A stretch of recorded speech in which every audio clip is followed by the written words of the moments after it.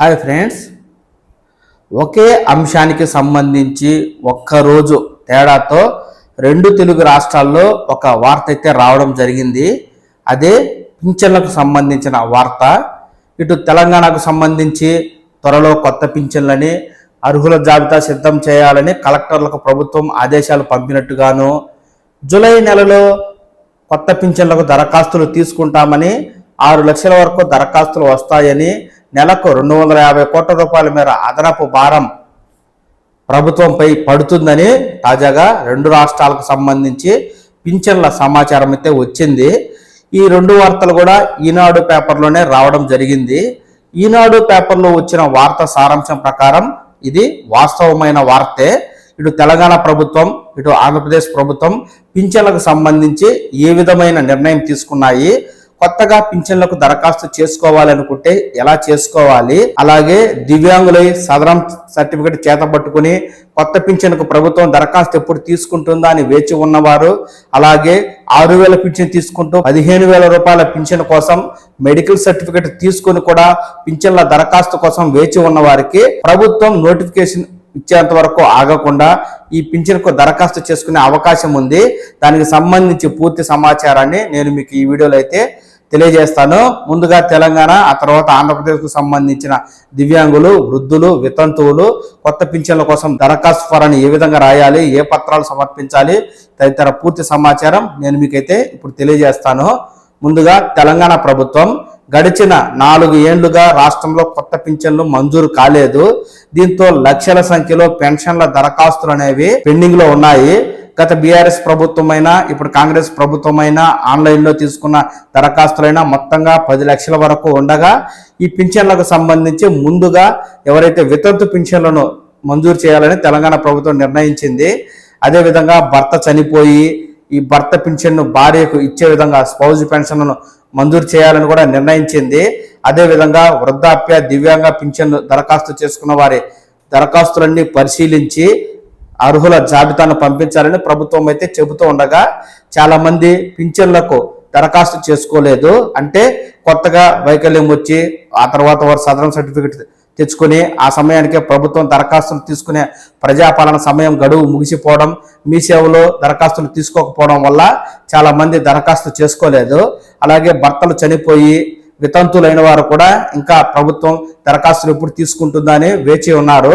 ఇలాంటి వారందరూ కూడా ప్రభుత్వం దరఖాస్తులు ఆహ్వానించేంత వరకు వేచి ఉండాల్సిన అవసరం లేదండి. మీ జిల్లా పరిధిలో ప్రతి సోమవారం కలెక్టర్ ఆఫీసులో ప్రజావాణి కార్యక్రమం అనేది జరుగుతుంది. అలాగే దివ్యాంగుల కోసం కూడా ఒక్కో జిల్లాలో ప్రత్యేకంగా ప్రజావాణి కార్యక్రమాలు నిర్వహిస్తూ ఉంది ప్రభుత్వం. ఈ ప్రజావాణి కార్యక్రమంలో వితంతువులైన వారైనా లేదా దివ్యాంగులై సదరం సర్టిఫికేట్ చేతపట్టుకున్న వారైనా ఈ పింఛన్ల కోసం దరఖాస్తు చేసుకోవచ్చు. ఇలా దరఖాస్తు చేసుకున్న వాటిని అధికారులు ఆన్లైన్ చేసి మీకు రిసిప్ట్ కూడా ఇస్తారు. సంబంధిత దరఖాస్తు ఫారం మీ మండల ఆఫీస్కి లేదా మున్సిపల్ ఆఫీస్కి, కార్పొరేషన్ ఆఫీస్కి ఫార్వర్డ్ చేయబడుతుంది. ఇక్కడ పెన్షన్లకు సంబంధించిన జాబితా లిస్టులో మీ పేరు కూడా చేర్చబడుతుంది. ఆ తర్వాత అధికారులు ఎంక్వైరీకి వచ్చినప్పుడు మీ పేరు కూడా ఎంక్వైరీలో వచ్చి అధికారులు మిమ్మల్ని తనిఖీ చేసి అర్హత ఉన్నట్లయితే పింఛను మంజూరు చేసే అవకాశం ఉంది. ఇందుకు సంబంధించి జిల్లాల్లో ప్రతి సోమవారం జరిగే ప్రజావాణి కార్యక్రమంలో మీరైతే ఒక తెల్ల పేపర్పై మీ వివరాలు, మీ మండలం, గ్రామం, జిల్లా పూర్తి సమాచారం రాసి మీ పాస్పోర్ట్ సైజ్ ఫోటో దానికి అటాచ్ చేసి మీ యొక్క వితంతువులైతే birth death certificate, Aadhaar card, అలాగే మీ ఆధార్ కార్డ్, అలాగే రేషన్ కార్డ్ ఈ యొక్క అప్లికేషన్గా జత చేయాలి. అలాగే దివ్యాంగులు అయినట్లయితే దివ్యాంగులకు సంబంధించిన ఆధార్ కార్డ్, అలాగే రేషన్ కార్డ్, అలాగే సదరం సర్టిఫికేట్ మీరు ఈ అప్లికేషన్ ఫారానికి జత చేసి ఒక పాస్పోర్ట్ సైజ్ ఫోటోని మీరు అటాచ్ చేసి మీ జిల్లాలో జరిగే ఈ ప్రజావాణి కార్యక్రమానికి మీరు వెళ్ళి అప్లికేషన్ ఇచ్చినట్లయితే అక్కడ కలెక్టరేట్ స్థాయిలో ఈ అప్లికేషన్లను స్వీకరించి ఆన్లైన్ చేసి మీకు రిసిప్ట్ ఇస్తారు. మీకు భవిష్యత్తులో ఈ యొక్క అప్లికేషన్ ఎంక్వైరీ జరిగినప్పుడు మీ ఎంక్వైరీ కూడా జరుగుతుంది. ఇప్పుడు ప్రభుత్వం మీ సేవ ద్వారా కానీ ప్రజాపాలన ద్వారా కానీ దరఖాస్తులు తీసుకోలేదు కాబట్టి ప్రజావాణి అప్లికేషన్ ఫారం అంటే ఏం లేదు, తెల్ల కాగితం మీద మీ వివరాలన్నీ నీట్గా రాసి మీ ఫోన్ నెంబరు అలాగే మీరు సంతకం చేసి ఈ యొక్క పత్రాలను జత చేసి కలెక్టర్ ఆఫీస్లో మీరు ఇచ్చినట్లయితే మీ యొక్క అప్లికేషన్ని ఆన్లైన్ చేస్తారు. ఈ విధంగా తెలంగాణ ప్రభుత్వం పెన్షన్లకు సంబంధించి ఎంక్వైరీ చేస్తున్నప్పుడు మీ అప్లికేషన్ కూడా ఎంక్వైరీకి వచ్చి మీకు అర్హత ఉంటే మీకు పెన్షన్ అనేది మంజూరు జరుగుతుంది. ఈ విధంగా తెలంగాణలో కొత్తగా పింఛన్ల దరఖాస్తు చేసుకోవాలి అనుకునేవారు వృద్ధులైనా వితంతువులైనా దివ్యాంగులైనా ఈ ప్రజావాణి కార్యక్రమం ద్వారా మీరైతే దరఖాస్తు చేసుకోవచ్చు. ఇక ఆంధ్రప్రదేశ్ కు సంబంధించి సొంత స్థలము గాని ఇల్లు గాని లేని వారైనా వృద్ధులై ఉండి సదరం సర్టిఫికేట్ చేతబట్టుకుని ప్రభుత్వం కొత్త పింఛన్లకు దరఖాస్తులు ఎప్పుడు తీసుకుంటుందా అని వేచి ఉన్నవారు, ప్రస్తుతం 6,000 రూపాయల పింఛన్ తీసుకుంటూ ఉండి మెడికల్ బోర్డు నుంచి మెడికల్ సర్టిఫికేట్ పొంది 15,000 రూపాయల పెన్షన్ కోసం ఎదురు చూస్తూ ఉన్నవారు, అలాగే వితంతు మహిళలు అయి ఉండి వితంతు మహిళల పింఛన్ కోసం దరఖాస్తు చేసుకోవడం కోసం ఎదురు చూస్తూ ఉన్నవారు, మనకు ప్రభుత్వం జూలైలో పింఛన్లకు దరఖాస్తులు తీసుకుంటామని చెప్పింది. ముందుగా వితంతు పింఛన్లకు మే నెలలోనే దరఖాస్తులు తీసుకుంటామని చెప్పింది. కాబట్టి వితంతు మహిళలైన వారు మే నెల వరకు వేచి ఉండండి. మీ యొక్క ఆధార్ కార్డ్, మీ యొక్క రేషన్ కార్డ్, అలాగే మీ భర్త డెత్ సర్టిఫికేట్, మీ భర్త ఆధార్ కార్డు తీసుకుని మీరు ఉన్నట్లయితే మే నెలలో వితంతు పింఛన్ అనేది ప్రభుత్వం దరఖాస్తులు తీసుకుని జూన్ 1వ తేదీ నుంచి పింఛన్లు అనేవి మంజూరు చేస్తుంది. అలాగే 50 ఏళ్ల పింఛన్లకు సంబంధించిన మీరు జూలై వరకు వేచి ఉండాల్సిందే. ముఖ్యంగా దివ్యాంగులు అయి ఉండి సదరం సర్టిఫికేట్ చేతబట్టుకున్న వారు, అలాగే 6,000 రూపాయల పెన్షన్ తీసుకుంటూ సదరం సర్టిఫికేట్ తో పాటు మెడికల్ సర్టిఫికేట్ కూడా పొంది ఉన్నవారు, 85% కంటే వైకల్యం కలిగిన వారు, 15,000 రూపాయల పెన్షన్ కు దరఖాస్తు చేసుకోవాలనుకున్న, సొంత స్థలం గాని ఇల్లు గాని లేని వారు స్థలం కోసం దరఖాస్తు చేసుకోవాలి అనుకున్న ప్రతి సోమవారం కలెక్టర్ ఆఫీస్లోను, కొన్ని మున్సిపల్ కార్పొరేషన్ ఆఫీసులోను, మండల స్థాయిలో ఎంపీడీఓ ఆఫీసుల్లోనూ ఈ యొక్క ప్రజా సమస్యల ప్రజా వేదిక అనే కార్యక్రమం అయితే జరుగుతుందండి. ఈ కార్యక్రమంలో మీరు కొత్త పింఛన్ల కోసం దరఖాస్తు చేసుకోవచ్చు. స్థలం లేని వారు స్థలం కోసం కూడా దరఖాస్తు చేసుకోవచ్చు.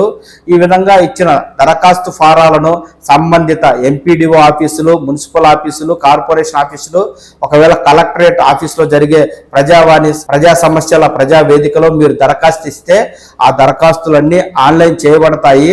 మీకు రిసిప్ట్ కూడా ఇవ్వబడుతుంది. ఈ విధంగా దివ్యాంగులకు సంబంధించి పింఛన్లైనా, దివ్యాంగుల 6,000 రూపాయల పింఛన్ 15,000 రూపాయలకు మార్చాలని కోరుకోవాలనుకున్నా మీరు ఇక్కడ దరఖాస్తు చేసినట్లయితే మీ దరఖాస్తును అధికారులు ఆన్లైన్ చేసి సంబంధిత మండల ఆఫీస్కి, మున్సిపల్ ఆఫీస్కి ఈ యొక్క జాబితాను పంపించడం జరుగుతుంది.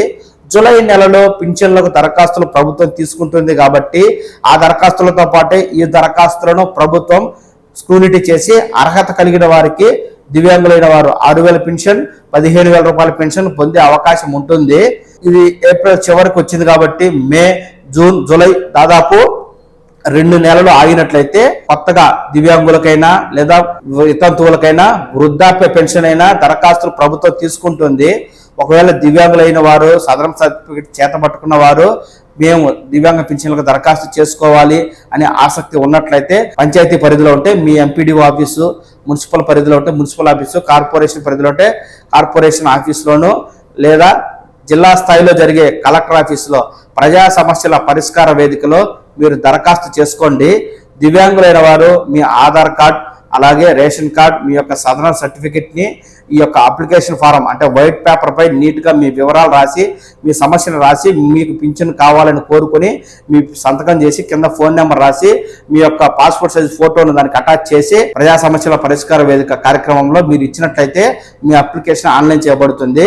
ఒకవేళ 15,000 రూపాయల పింఛన్ మాకు కావాలి, మాకు సదరన్ సర్టిఫికేట్ ఉంది, మెడికల్ సర్టిఫికేట్ ఉంది, మాకు 6,000 రూపాయల పెన్షన్ వస్తుంది, మాకు 15,000కు మార్చాలి అని ఎవరైనా కోరుకుంటున్నట్లయితే ఇలాంటి వారు కూడా మీ జిల్లాలో జరిగేటువంటి ప్రజా సమస్యల పరిష్కార వేదిక కార్యక్రమంలో మీ యొక్క southern certificate, medical board certificate, అలాగే ఆధార్ కార్డ్, మీ రేషన్ కార్డు మీరు ఈ అప్లికేషన్ ఫారాన్ని జత చేసి వివరంగా రాయండి. మాకు 6,000 పింఛన్ వస్తుంది, మాకు 85% పైగా వైకల్యం ఉంది, 15,000 రూపాయల పింఛన్ మంజూరు చేయవలసిందిగా అధికారులను కోరుతున్నాము అంటూ రాసి మీ యొక్క పేరు, దాని కింద మీ మొబైల్ నెంబర్ రాసి, అలాగే మీ పాస్పోర్ట్ సైజ్ ఫోటోని దానికి అటాచ్ చేసి అప్లికేషన్ పెట్టుకున్నట్లయితే మీ అప్లికేషన్ ఫార్వర్డ్ చేయబడుతుంది, ఆన్లైన్ చేయబడుతుంది.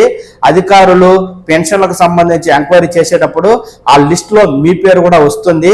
ఆపై మీకు అర్హత ఉన్నట్లయితే 15,000 రూపాయల పెన్షన్, దివ్యాంగులైతే 6,000 రూపాయల పెన్షన్ మంజూరు చేయబడుతుంది.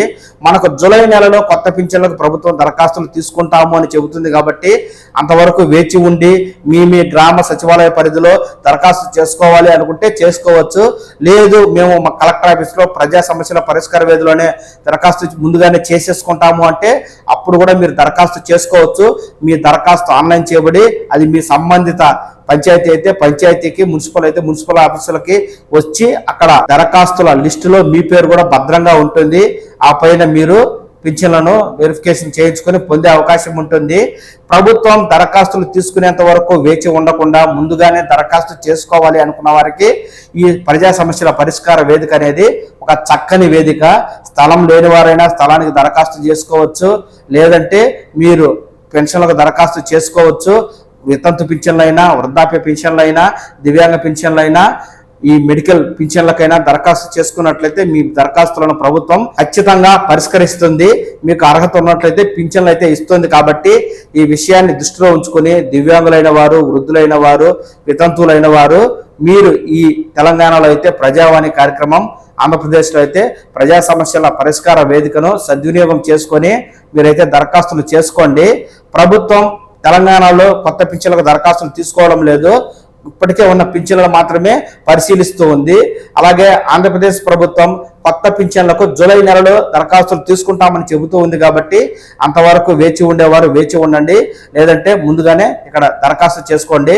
ఇక తెలంగాణలో ప్రభుత్వం పింఛన్లు తీసుకోలేదు కాబట్టి ఖచ్చితంగా ప్రజావాణి ద్వారా దరఖాస్తు చేసుకుంటే ఆ పింఛన్లన్నింటినీ ప్రస్తుత పింఛన్లతో పాటే ఎంక్వైరీ చేసి అర్హత ఉంటే మీకు ప్రభుత్వం పింఛన్లు మంజూరు చేస్తుంది. ఇక ఆంధ్రప్రదేశ్ వారికి ఎలాగో దరఖాస్తులు తీసుకునే ఆప్షన్ ఉంది కాబట్టి మీ వెసులుబాటును బట్టి ప్రభుత్వం నోటిఫికేషన్ విడుదల చేసి సచివాలయం ద్వారా దరఖాస్తులు తీసుకునే వరకు వేచి ఉండొచ్చు.